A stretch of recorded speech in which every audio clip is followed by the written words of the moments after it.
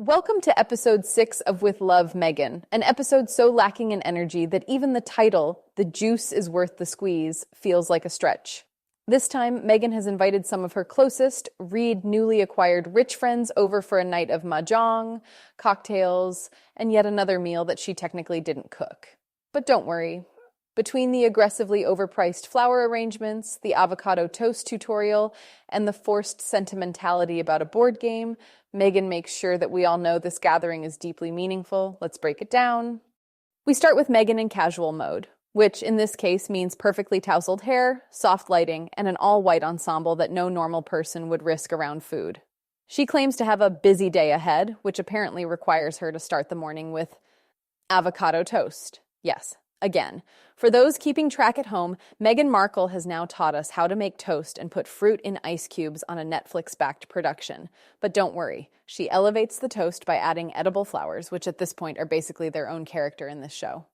Next, we are introduced to Chef Ramon Velasquez, a local chef Meghan supposedly handpicked because she wanted someone from the community. Sounds great, right? A chance to highlight a talented chef and his expertise? Wrong. Meghan greets him with an unsolicited hug, despite him clearly going for a handshake, barely lets him introduce himself, and then doesn't even mention the name of his restaurant on the show. Instead, she makes the moment about her, explaining how much she loves Mexican food, shocking, and how meaningful it is for her to have a local chef prepare everything while she pretends to help.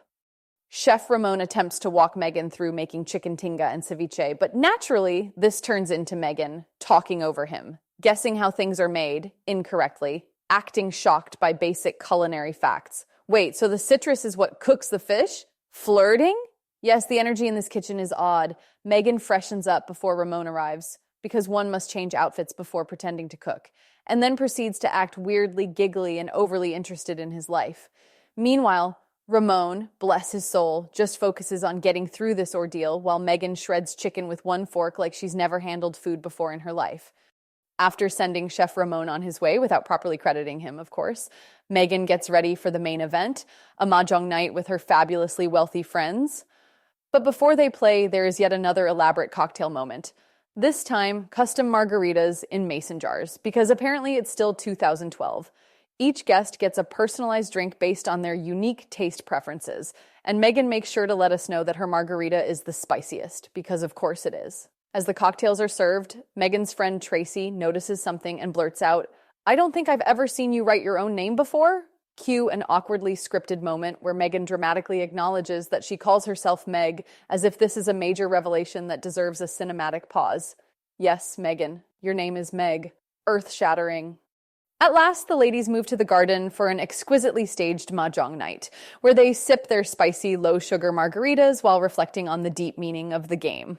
According to Meghan, Mahjong is all about creating order from chaos, a metaphor she clings to like it's the most profound insight of the century.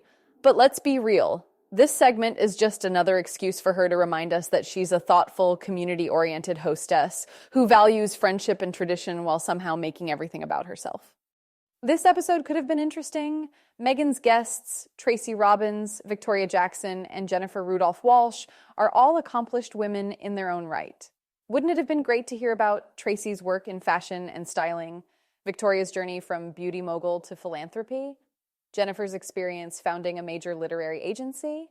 Instead, we got more talk about flowers, another glass of overpriced tequila, and Meghan once again reminding us how much she loves feeding people. Anyway. We know by now what to expect, and we're just trying to have our fun, right?